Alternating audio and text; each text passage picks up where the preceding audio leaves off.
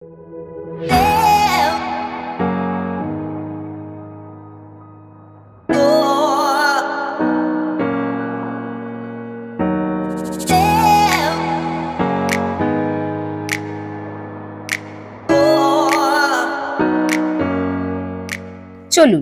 যাওয়া যাক এনজিপির উদ্দেশ্যে। কোথায় যাচ্ছি পাহাড়ের, সেটা তো জানতে হলে সাথে থাকতে হবে। এখন আমরা উত্তরপাড়া হয়ে ডানলপ হয়ে একেবারে পৌঁছে গেলাম শিয়ালদা স্টেশনে। আজকে আর 15 মিনিটের মধ্যে আমাদের ছুটে ট্রেনটা ধরতে হবে, তাই জন্য একদম সময় নেই, খুব তাড়াতাড়ি ট্রেনটা ধরার জন্য ছুটছি আমরা যারা প্রকৃতির টানে বারবার ছুটে যাই পাহাড়ে, শুধুমাত্র শহরের কোলাহল থেকে বেরিয়ে এসে আমরা যারা পাহাড়ের শান্ত স্নিগ্ধ পরিবেশকে ছুঁতে ভালোবাসি, তাদের জন্য আজকের ভিডিওটা আর একবার।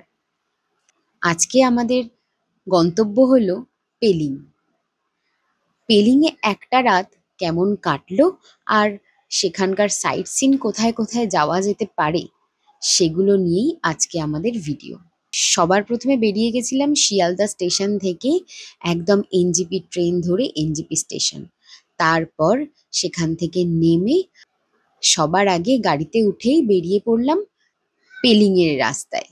আর যেতে যেতেই মাঝ রাস্তায় পেয়ে গেল খিদে, তার জন্য দাঁড়িয়ে পড়লাম হোটেল হাইওয়েতে। গোল্লাবাবু চলো, এইখানের খাবার দারুণ খেতে। আরে আমরা বেন্দায় যাওয়ার সময় এইখানে দাঁড়িয়েছিলাম না? হ্যাঁ, আপনারা যারা ভাবছেন এই সুন্দর হোটেলটার ভিউ দেখবেন, তাহলে অবশ্যই আমাদের বেন্দার ভিডিওটা দেখে আসতে পারেন। সেখানে না এই নদীর ধারে বসে হোটেলটায় খাওয়ার মজাটা কেমন ছিল পুরোটা দেওয়া আছে।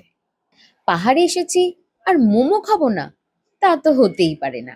মোমো খেয়ে সিকিমের গেট পেরিয়ে চলে এলাম একেবারে জোরথাং বাজারে। জোরথাং ক্রস করেই পেলিং যেতে হয়। অনেকখানি রাস্তা বলে মাঝ রাস্তায় বারবারই আমাদের দাঁড়াতে হচ্ছিল, তবে সঙ্গে ছিল দুটি ছানা, তাদের জন্য তো কিছুক্ষণ দাঁড়াতেই হবে। তার জন্য একটু দাঁড়িয়ে সময় কাটিয়ে আবার আমরা গাড়িতে উঠে এগিয়ে চললাম পেলিংয়ের রাস্তায়। পৌঁছে গেলাম আপার পেলিংয়ে। আপার পেলিংয়ে গিয়ে বেশ কিছু সুন্দর সুন্দর ফুলের দেখা পেলাম, তাই গাড়ি দাঁড় করিয়ে একটু বেশ কিছু ফটো তুলে নিলাম। তুলে নিয়ে এগিয়ে গেলাম আজকের হোমস্টে আমাদের।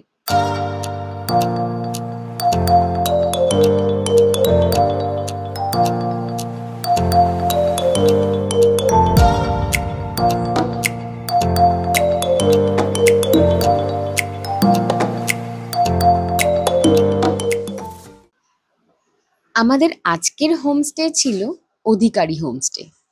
পৌঁছতে পৌঁছতে বিকেল হয়ে গিয়েছিল। প্রচন্ড ক্লান্তি নিয়ে এগিয়ে গেলাম হোমস্টেতে ঢোকার জন্য। তবে আমাদের সঙ্গে ছিল দুটি গাড়ি, তার সাথে ছিল এক দাদা, এই যে অর্কদা। অর্কদা এসেছিল কিন্তু বাইকে। রাস্তা খুবই সুন্দর, তাই বাইকে আসতে কোনো রকম অসুবিধে হয়নি।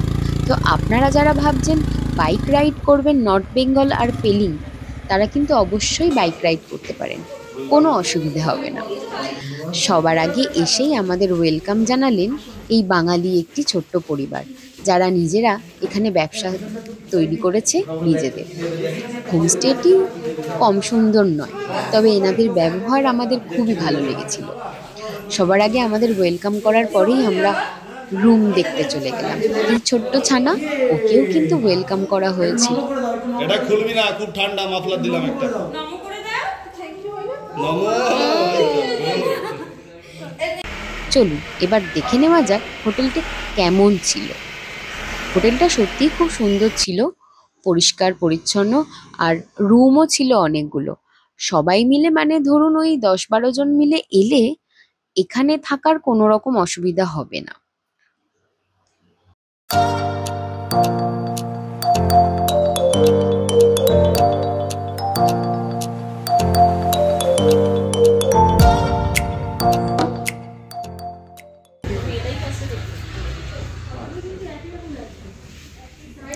আয়নার সামনে দাঁড়িয়ে একটু পোজ দেব না, তা তো হয় না।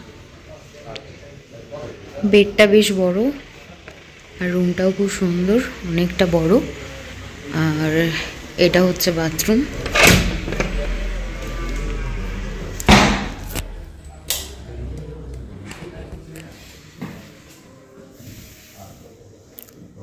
গিজারের ব্যবস্থা আছে, বাথরুমটাও খুব সুন্দর।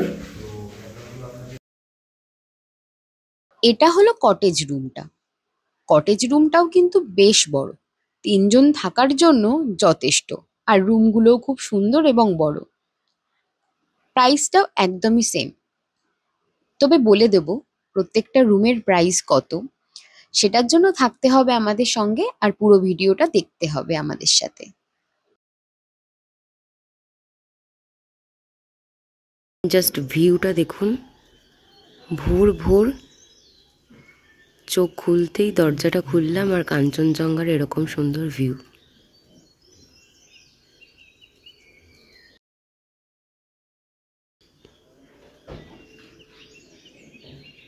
এরকম সুন্দর ভিউ নাকি 10 দিন পরে দেখা গেছে।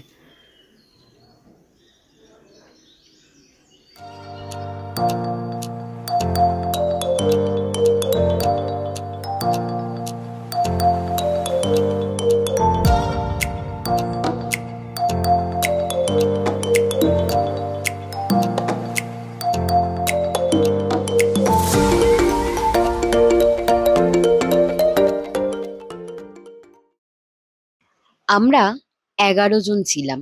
এই 11 জন মিলে এখানে সবাই একসাথে দাপিয়ে বেরিয়েছি একটা দিন।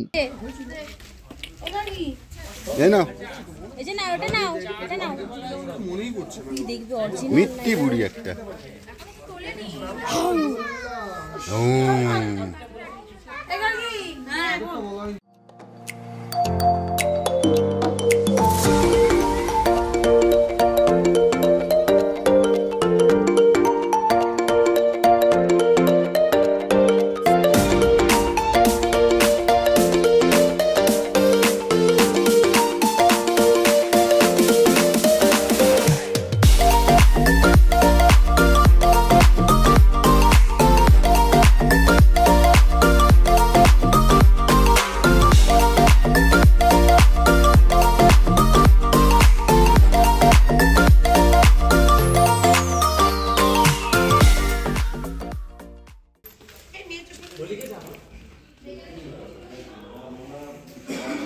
এটা হচ্ছে রিসেপশন,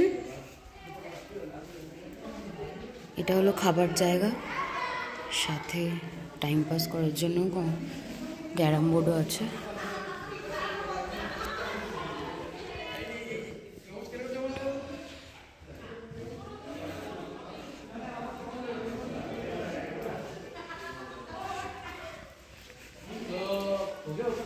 হ্যাঁ, একটু বলে দিন।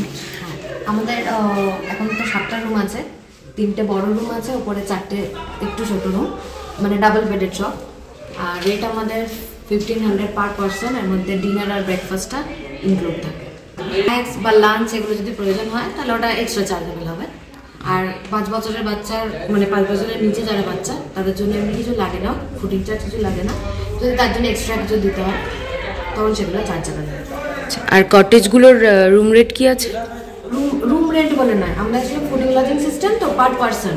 হ্যাঁ, তো কটেজগুলোরও same same. Okay, thank you. Welcome.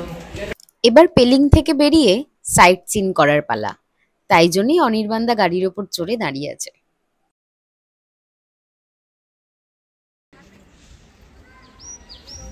Hello, welcome to Pelling. আজকে আমরা আছি পেলিংয়ে। আজকে ডে 2। এটা দেখে আশা করি বুঝতেই পারছেন স্কাই ওয়াকের কাছে আছি। তো চলুন দেখা যাক স্কাই ওয়াকটা কেমন লাগে। আর বলে রাখি আপনাদেরকে, এই স্কাই ওয়াকে যাওয়ার জন্য পার হেড 100 টাকা করে কিন্তু লাগে। আর টিকিটটা কাটার রাস্তাটা হচ্ছে নিচের দিকে।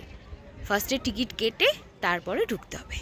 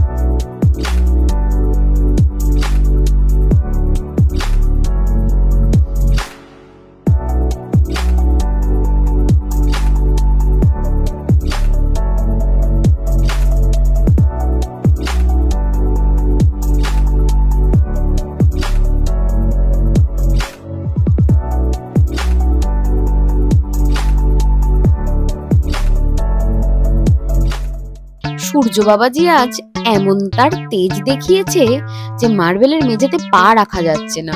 দেখুন কি অবস্থা, ওনারও ঠিক একই অবস্থা আমার মতো।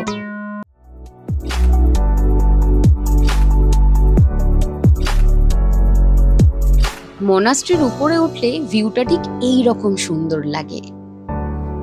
আপনারা যারা ভাবছেন এরকম সুন্দর সুন্দর জায়গায় ঘুরতে যাবেন, তাহলে অবশ্যই স্ক্রিনে দেওয়া নম্বরে যোগাযোগ করে নিতে পারেন।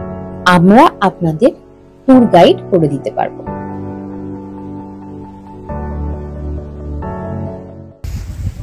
এটা হচ্ছে স্কাই ওয়াকের আর একটা রাস্তা যেটা দিয়ে নামা যায়।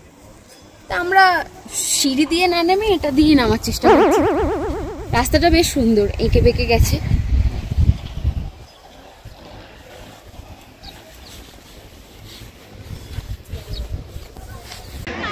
ওই যে অনির্বাণদা আর তার ছানা আসছে। এটা হচ্ছে স্কাই ওয়াকের পাশে বুদ্ধর ভিউটা।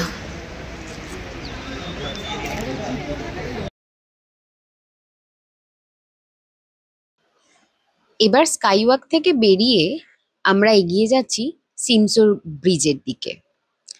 সিমসোর ব্রিজের দিকে যাওয়ার আগে আপনাদের বলে রাখি, আপনারা যারা ভাবছেন অন্য কোনো সাইট সিন করবেন, অবশ্যই সেই সময়টা অন্য কোনো জায়গায় কাটিয়ে নিতে পারেন। তার কারণ সিমসোর ব্রিজটা যেতে যেমনি অনেকটা টাইম লাগে, তেমনি রাস্তাটাও অনেকখানি খারাপ। শুধু তাই না, আর যদি বর্ষাকালের দিকে যেতে চান তাহলে মাথায় রাখবেন রাস্তা এতটাই খারাপ যে বর্ষায় যাওয়াটা কিন্তু অনেকখানি কঠিন পথ হয়ে দাঁড়াবে। চলুন, এসে গেছি সিমসোর ব্রিজে। এবার দেখে নেওয়া যাক ব্রিজটা কেমন লাগে।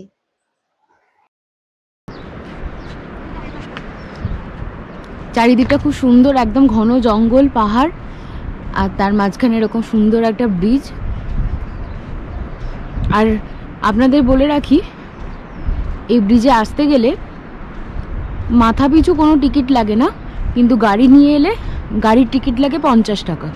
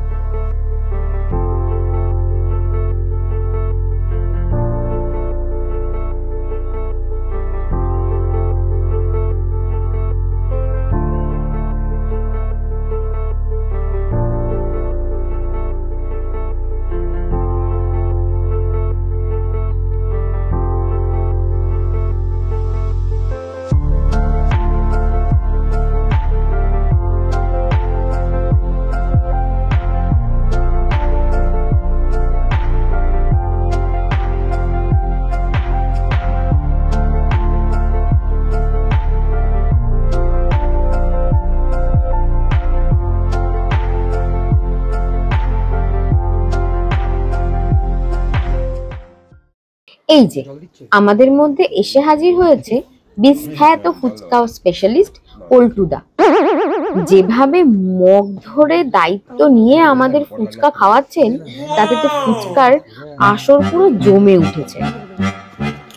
আন্টি রীতিমতো তো ভয়েই ছিলেন দোকানটা না পল্টুদার নামে করে নেয়। আন্টির অবস্থা দেখ। আর এতগুলো ফুচকা খাওয়ার পরেও খিদে থামছে না। সিমসোর ব্রিজের ঠিক পাশেই একটা ছোট্ট হোটেল আছে, যেই হোটেলে আমরা খাবার দাবারটা সেরে নিয়েছি। কারণ অনেকখানি রাস্তা যেতে হবে, আমাদের দ্বিতীয় গন্তব্যস্থলে আমাদের পৌঁছতে হবে, সেই রাস্তাটি অনেকখানি।